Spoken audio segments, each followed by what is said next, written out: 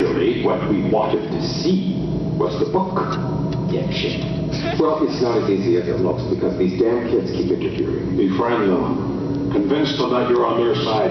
Fail in this, and I will use the dark dagger of Damocles to cut your nuts off. Kind of difficult to do when you let the Jesuit commandos destroy the dark dagger of Damocles. That's all I'm going to say.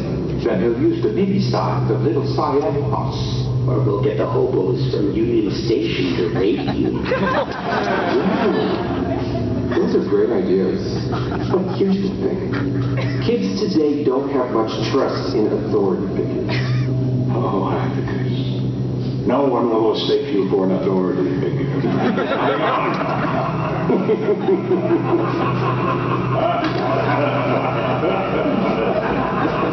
Thanks, Thomas. That was a fuss.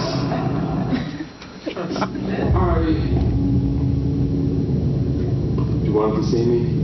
Has the boy led you to the book? It's not as easy as it sounds. It's impossible to get close to him because that infernal gang is always hovering around. Then you must befriend them! Convince them that you're on their side. Here's the thing. You're reading this. Kids today don't have much trust in authority figures. No one will mistake you for an authority figure, Atticus. Now be gone.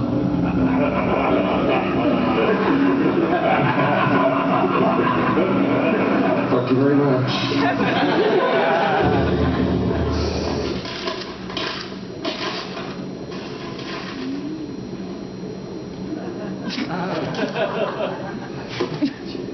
What are you smiling at? Nothing, just happy to see you. You were in Todd's wet dream. It wasn't a wet dream. Oh, hi. Kids. Thank you for We coming. didn't have a choice. A pair of conjoined twins once said, 2 heads are better than 1. Well, in our case, 5 heads are better than 4. Like a hydra. What's a hydra? It's a 5-headed dragon. Wait, what does the dragon and conjoined twins have in common? Nothing. But thank you so much for asking. As a guidance counselor, which is what I am, it is my duty to offer guidance. Guidance with what? Finding the book of pure evil. You told me the book doesn't exist. Yeah, you said the same thing to me. I was trying to protect you. And I think I've done a pretty good job. Yeah? Well, I think I speak for all of us when I say we're doing just fine on our own. Really? And yet, week after week, the book reappears and wreaks havoc on the entire student body. You kids need the perspective and experience of an adult, which is what I am. Great, so we're in agreement. I'm part of your gang now. No. Hydra? Please, don't think of me as an authority figure. We don't. Think of me as a member of your gang.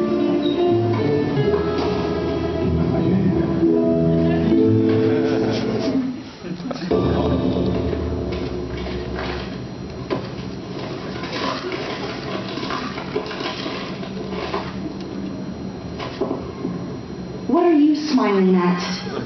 Nothing. I'm just happy to see you. You were in Todd's wet dream. It wasn't a wet dream. Oh, hi, kids.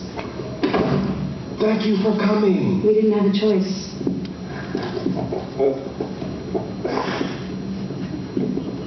Kids, a pair of conjoined twins once said, 2 heads are better than 1. Well, in our case, 5 heads are better than 4. Like a hydra? What's a hydra? It's a 5-headed dragon. What does the dragon and conjoined twins have in common? Nothing. But thank you for asking. As a guidance counselor, which is what I am, it's my job to offer guidance. Guidance with what? Finding the book of pure evil. You told me the book doesn't exist. I was trying to protect you. And I think I've done a pretty good job. Yeah? Well, I think I speak for all of us when I say we're doing just fine on our own. Really? And yet week after week the book reappears and wreaks havoc on your lives. You need the perspective and experience of an adult, which is what I am. Great, so I'm a member of your gang now. No. What? Hydra! Please don't think of me as an authority figure. We don't. Think of me as a member of your gang. Thank you very, very much. I'm a gang member.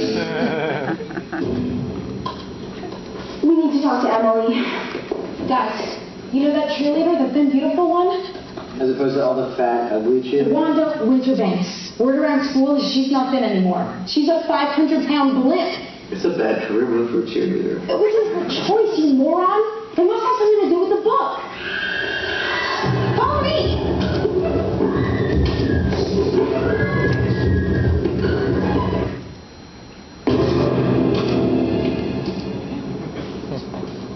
I need to talk to Emily. Hey guys, you know that cheerleader, the thin, beautiful one? As opposed to all the fat, ugly cheerleaders? Wanda Winterbanks. Word around school is she's not thin anymore. She's a 500-pound blimp. It's a bad career move for a cheerleader. It wasn't her choice, you moron. It must have something to do with the book. Let's go!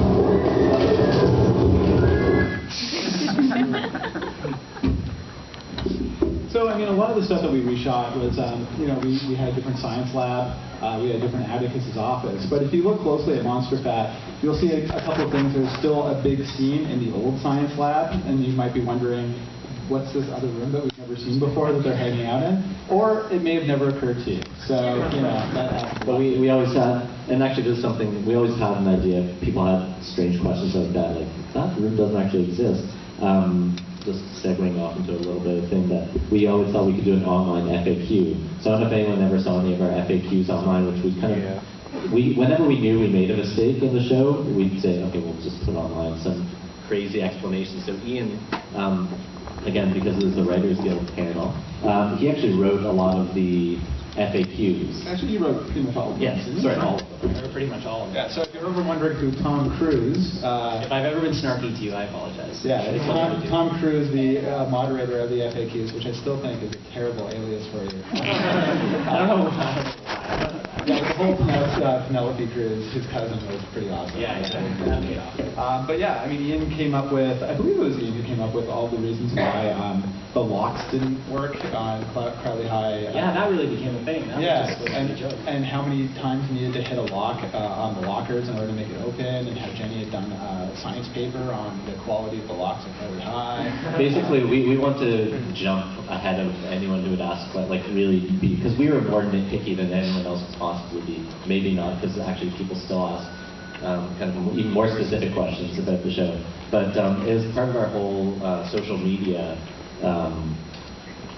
way of getting across to the fans. So we have our Facebook page, we have our Twitter followers, and we also had our FAQ. And we decided early on that our Facebook page would have kind of that, I guess we try to keep our tone across Todd pretty similar. So our Facebook page is quite snarky as well, if you've ever been to it. I read it, but it's, we decided early on to be kind of like letters to the editor of Mad Magazine. So that way we just want to keep sure that the tone of Todd stays the same across all media. It's not just like, you know, you don't get someone from the broadcaster saying, next time on Todd Book Preview, we're going to have a swell time. You know, you want to swear and get really dirty and talk to the fans in the way they speak. So before we open up to questions, we'll just give you a little bit of a brief update as Todd Season 3. So we're working on it. It's really hard. Really where it looks at right now is that we're really, really hoping to do somewhat of a, you know, a TV movie to really just wrap up the story that we had with Todd and get to a point that we might be able to not exactly reconceive this series, but kind of reboot it as something that we can do possibly in an animated form where we're still seeing the same gang going on adventures week after week, but with tying up a lot of the loose ends that we've left in Season 2. When we found out that we weren't going to be renewed for a third season, we had already fleshed out